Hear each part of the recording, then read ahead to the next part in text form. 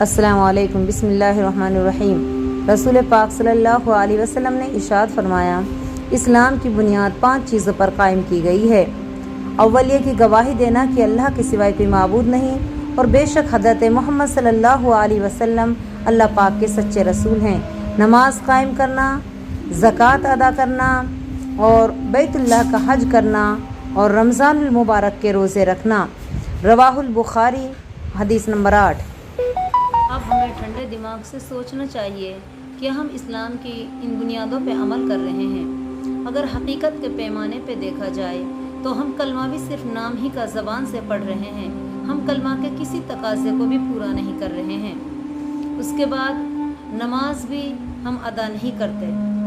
ہم میں اور کافروں میں اگر کوئی چیز فرق کرتی ہے تو نماز ہے۔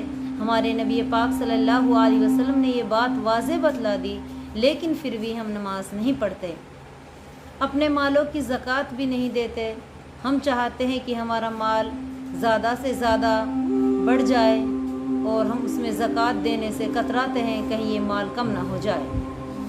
اس کے علاوہ ہم رمضان المبارک کے مہینے کے روزے نہیں رکھتے کہیں ہماری صحت خراب نہ ہو جائے، جبکہ یہ بہت غلط بات ہے۔ جان بوجھ کے روزہ چھوڑنا بہت سخت گناہ ہے۔ اور آج کل تو حج بیت اللہ کے گھر کا طواف، اللہ کے گھر کی زیارت بھی لوگوں نے ایک سیر و تفریح بنا لی ہے، لوگوں نے اس کو بھی ایک رواج بنا لیا ہے، جبکہ عبادت کی غرض سے وہاں بہت کم لوگ جاتے ہیں۔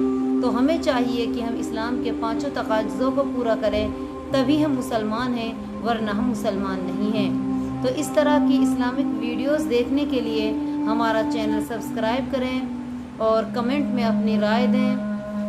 السلام علیکم ورحمۃ اللہ وبرکاتہ۔